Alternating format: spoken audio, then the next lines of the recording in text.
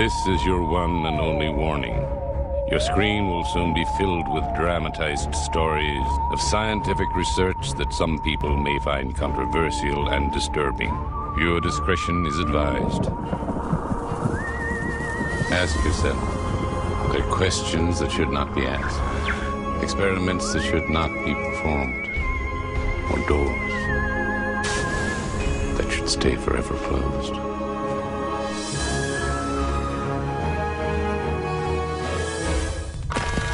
In science, good or evil intentions do not guarantee outcome. No matter how or why it is obtained, knowledge has a power of its own. May I present 3 stories of experimentation and unforeseen consequences. There's the man who thought he could swap heads, and a brilliant scientist caught up in a plan to nuke the planet. But first, meet a sex bomb super spy who believed she was a housewife. Or was it the other way around? Can 2 people inhabit the same body? Could you have a secret identity and not know it? Which one would be the real you? Candy Jones. In the 1940s and 50s, she was one of America's most popular pinup girls. But she believed there was someone else living in her head. A personality created to turn her into a weapon. Who was the real Candy Jones?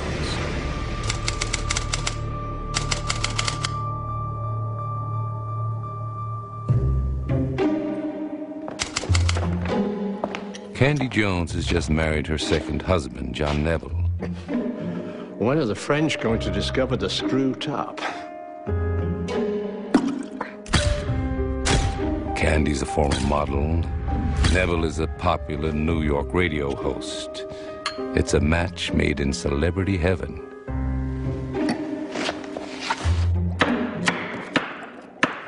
They haven't been married long before John's new wife starts to exhibit mood swings that are sudden. Smells good, honey. Get your hand off me. And terrifying. All right, okay. Okay, I'm sorry. Darn it. How silly of me. During these episodes, Candy seems like a different person.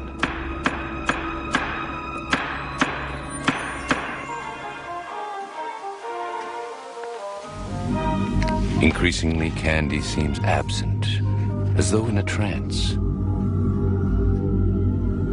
Candy? Neville is desperate to figure out what's happening to his wife. Relax, honey.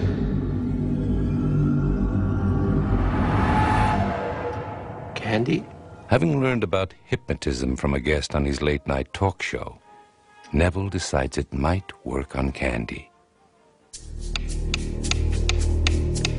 Hypnosis is a psychological process where you guide somebody into an altered state of consciousness. You quite simply distract the conscious mind. She quickly falls into a trance. You stay calm. Relax. Just listen to my voice. What's your name? My name is Arlene Grant. I work for the CIA. What? Doing what? I'm an undercover courier, trained to kill and withstand interrogation and torture.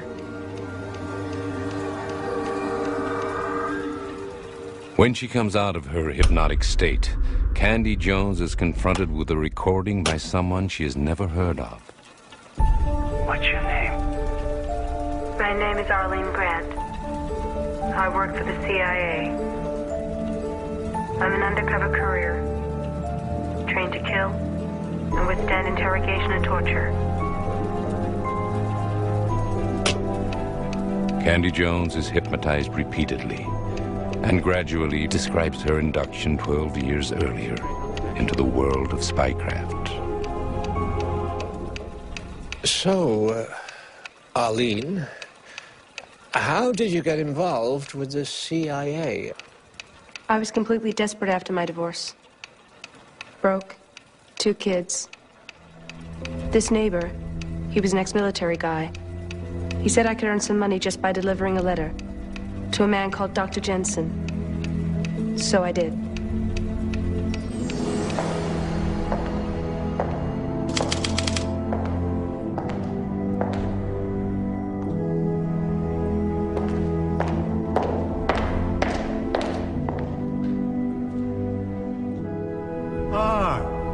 Miss Jones, please come on in. Pleased to meet you, Doctor. Gilbert Jensen, please take a seat. How do you do? Under hypnosis, Candy tells Nebel that Dr. Jensen worked for the CIA. So, have you traveled far today? Get up early to be here on time? Yeah, I expect you've had a long trip. And now you're feeling tired. Exhausted. Ready to close those big blue eyes. Ready to rest and go into a deep, deep sleep. Experiments with hypnosis really were going on in government agencies. The CIA ran a series of mind control programs from 1950 to the early 70s, all designed for mind control brainwashing, how to influence, control somebody's perception, behavior. In 1972, when Nebel hypnotized Candy Jones, this information was still classified. Only a CIA insider would have known it. Is it possible Dr. Jensen turned Candy Jones into a brainwashed sleeper agent? The idea was certainly well known to the public, but only in fiction. A Manchurian Candidate. The phrase Manchurian Candidate came from the title of a book in which American POWs in Korea were captured and tortured by Chinese, and one of them was made into this programmed assassin without his knowledge.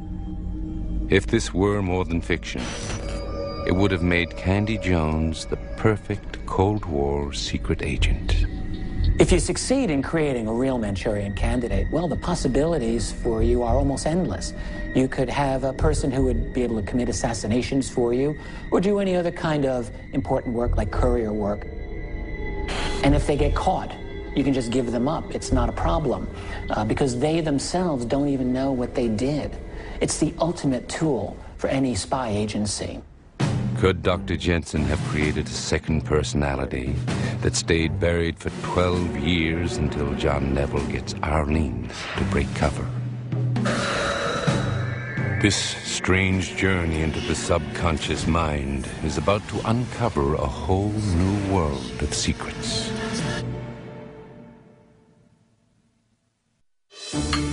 John Nebel's beautiful wife, Candy Jones, has been keeping secrets from him. Honey? Get your hand off me. Leading a double life under an assumed name. My name is Arlene Grant. But he doesn't think it's her deceiving him. He believes she's been subjected to top-secret mind control techniques. The CIA thought that hypnosis could be useful because of the idea of using a post-hypnotic suggestion. Now, a post-hypnotic suggestion is a trigger that leads to an unconscious action that's taken without question. Imagine you plant somebody in the Chinese government who thinks they're working for the Chinese government. They pick up the phone one day, they hear the words "Red Dog," and this is a post-hypnotic suggestion that makes them act out some covert plan. The most powerful aspect about this hypnosis could be that the person would have no recollection of the hypnotic event.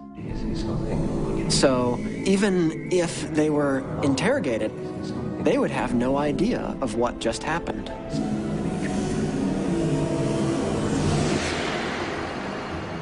Candy Jones' alter ego, Arlene Grant, says she was trained in the use of explosives, resistance to interrogation, even to kill with her bare hands. Okay, that's enough. Okay. Excellent. Very good. The CIA really believed hypnotism could be powerful enough to make someone kill. The CIA did experiments on secretaries where they would be hypnotized and they would either deliver a document, retrieve a document, transfer a bomb to another person, or even fire a gun at another human being. When I tell you to open your eyes, you will open them. Open your eye. Open your eye. Good. Classified CIA accounts of brainwashed spies do match, in some ways, Candy's alter ego, Arlene Grant. Arlene describes a mission in Taiwan in 1966.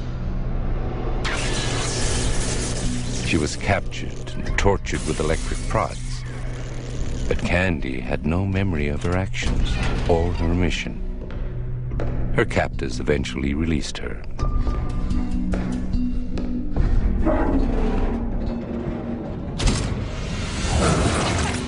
Candy's husband is convinced by her story, but when they go public in 1976, few others are.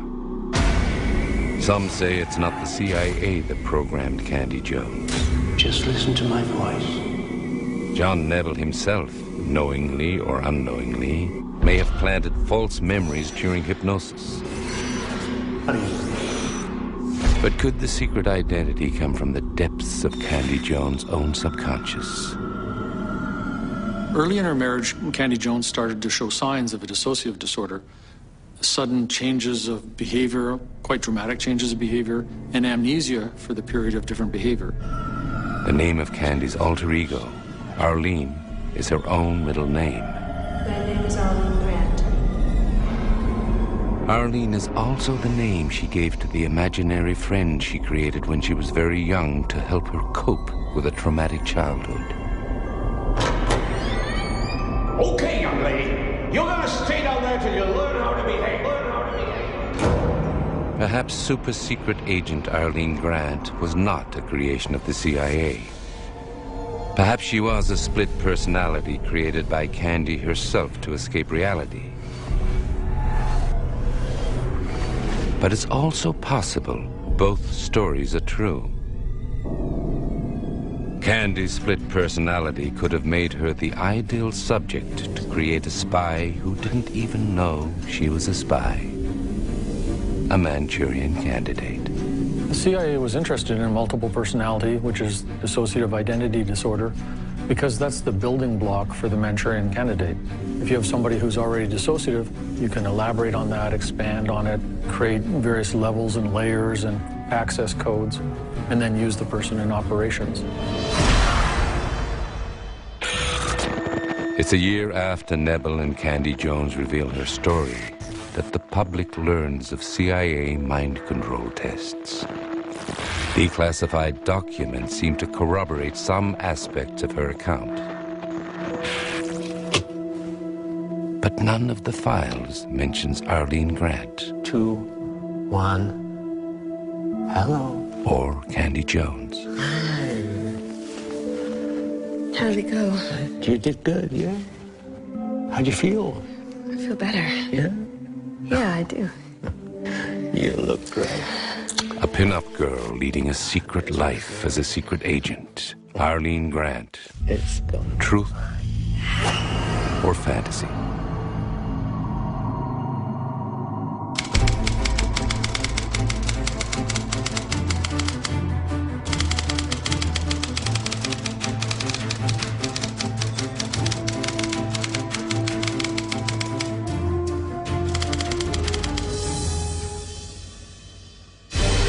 What would you give to cheat death?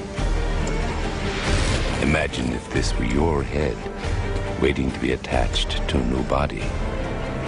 Would you go through this surgery if it were the only chance to save your life? And what if you were this monkey sacrificed to save humanity? How would you feel then?